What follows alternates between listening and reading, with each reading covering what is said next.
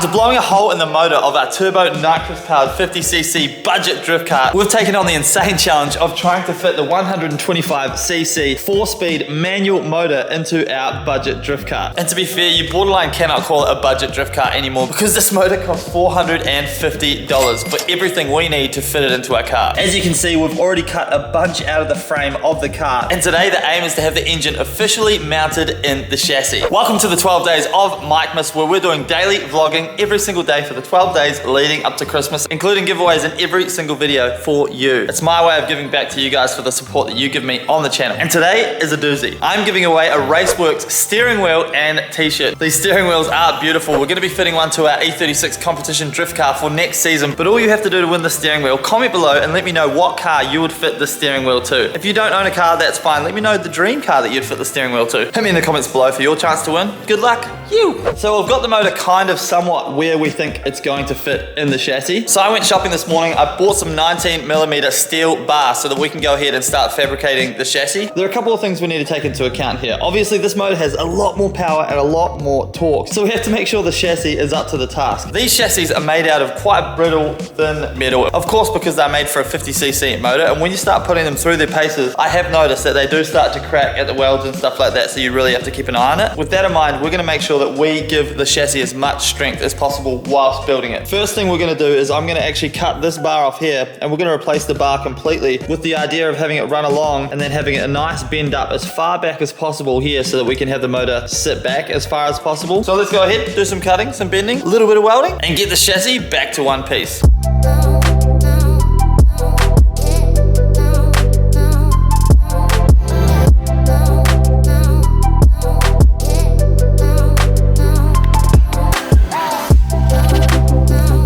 So I decided to get rid of these bars completely and just refab the whole lot, just because it'll look a lot tidier and it'll be a bit stronger, I think, as well. So we're gonna go ahead and weld these bars in. By the way, for anyone looking to get into welding and kind of don't know what you're doing like me, I run the Unimig 120 Viper welder. This isn't sponsored, by the way. I just thought I'd let you guys know what I run, but basically this is a point and shoot gas MIG welder. It cost me about $400, I think, for the whole kit, including the helmet and everything. And so basically you just set it to a setting and this will choose the wire speed and everything for you. It's kind of like gas MIG welding for dummies. So for someone like me, it's very, very handy. But yeah, the Unimig Viper 120 is a fantastic welder.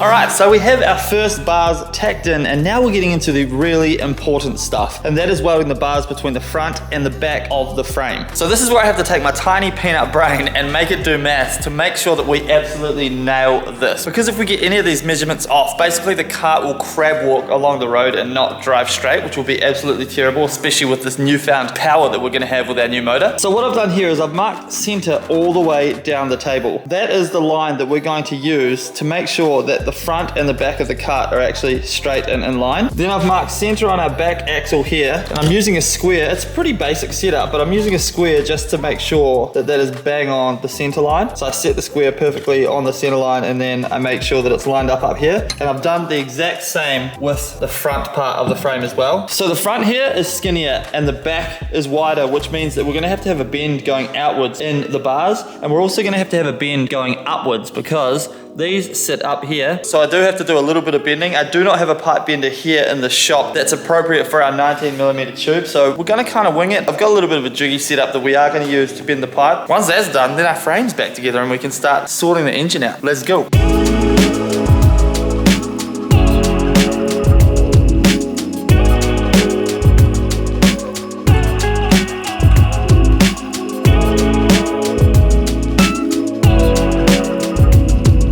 So I've got the bars for the frame all bent up, and I think this looks freaking sweet. So the bars are in place at the moment, and this is effectively how I had the design in my head. I think it looks super tidy. Any fabricator with a keen eye would see the kinks in the pipe, and that's because, as I said before, I don't have the proper die to bend the 19mm pipe. But what I will do to strengthen the bend with the kink in it is we're just gonna weld in some rod here just to strengthen that bend, make sure it's nice and strong, because that's where our motor's gonna sit, like back here. So it's really important, obviously, this area area is nice and strong. So now we'll go ahead and tack those bars in. Then we can do a test fit with our motor. Hopefully what we've done here allows the motor to sit where it needs to sit so we can start building everything around it.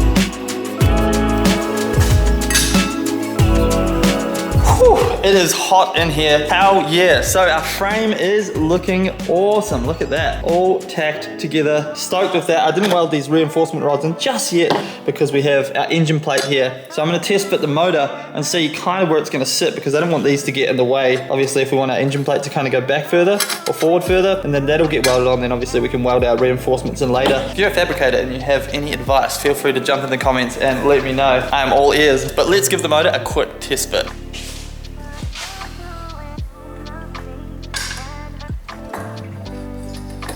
So this is where our engine is now going to sit, and I think you'll agree with me, it's in a much healthier position now. Before this was all the way up here and forward, now it's much further back. This is our carburetor mount, so this kind of is what the carburetor mounts to. And if you put this here, we've got heaps of room now for our carburetor to sit. Our seat will mount somewhere back here, which is pretty cool, keep it nice and low.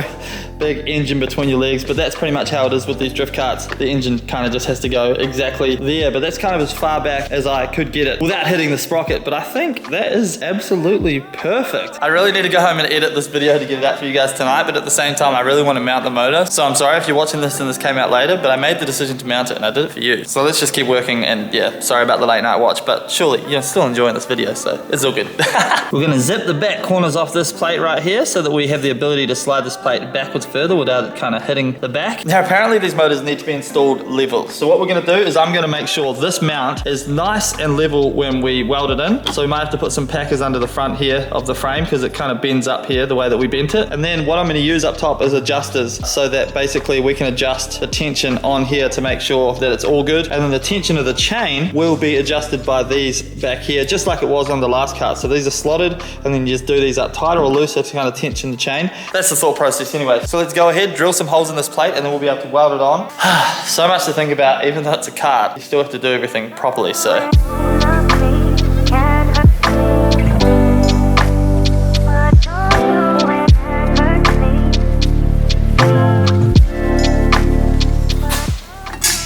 Time to do the last bit of welding for this video, then we can mount the motor. If all my measurements are correct, which is a high chance they could not be. Let's go.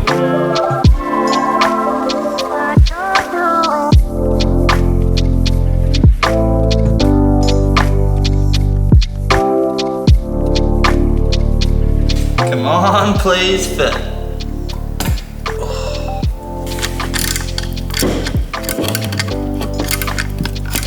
Look at that, our engine is mounted. That's such a big moment in the frickin' build. Turns out all the measurements and everything I did actually worked. Shout out to our rear wheel drive Evo for teaching me so much when it comes to fab work. If you haven't seen this build, check it out. The full playlist is in the description. This is a rear wheel drive Evo with the Nissan Silvia motor. But our motor is fitted.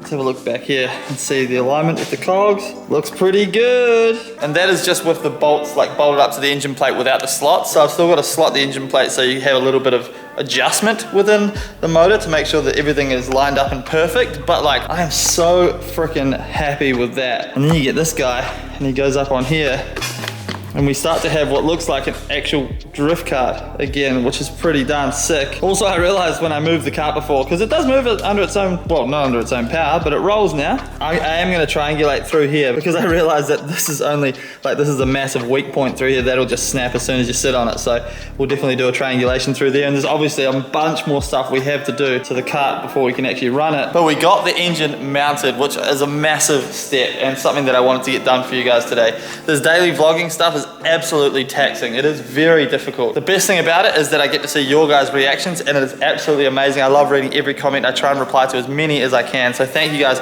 so much for all of the love that you've given to the build so far. But that is going to be a wrap on today's video. I hope you enjoyed it as much as I enjoyed making it. Far out, this thing's come such a long way, and I'm crossing my fingers that we can have this thing running this week. Don't forget to drop a comment below and let me know what car you would fit your Racework steering wheel to, dream car or existing, and I'm gonna pick a lucky winner tomorrow. Thank you guys so much for watching. As always, if you got it, mate, tell them about the series. Let's spread the word of the frickin' drift kart, and I will see you in tomorrow's video. You peace. Look, we've got a 125cc engine officially mounted in the death kart. You bye.